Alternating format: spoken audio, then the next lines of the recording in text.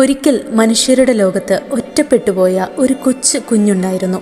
അവനെ രക്ഷിച്ചത് മനുഷ്യരല്ല, നരികളാണ്. കാടാണ് അവൻ്റെ വീട്, നരികൾ അവൻ്റെ കുടുംബം, പ്രകൃതിയാണ് അവൻ്റെ അധ്യാപകൻ. വർഷങ്ങൾ കടന്നപ്പോൾ അവൻ സംസാരിക്കാൻ പഠിച്ചില്ല, ജീവിക്കാൻ പഠിച്ചു. വേട്ടയാടാനും അപകടം തിരിച്ചറിയാനും ഭയം മറികടക്കാനും. പക്ഷേ കാട് എന്നും സുരക്ഷിതമല്ല.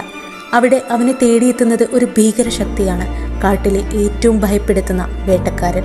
ഒരുപാട് നഷ്ടങ്ങൾ, ഒരുപാട് ഓട്ടങ്ങൾ. ഒടുവിൽ അവൻ മനസ്സിലാക്കുന്നു, ഓടി രക്ഷപ്പെടാൻ പറ്റില്ല, തിരിച്ചടിക്കണം.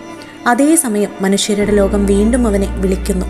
ഇപ്പോൾ അവൻ്റെ മുന്നിൽ ഒരു ചോദ്യം മാത്രം: കാട് തന്ന ജീവൻ തിരഞ്ഞെടുത്താലോ, അല്ലെങ്കിൽ മനുഷ്യനായി ജീവിക്കാനുള്ള ലോകം?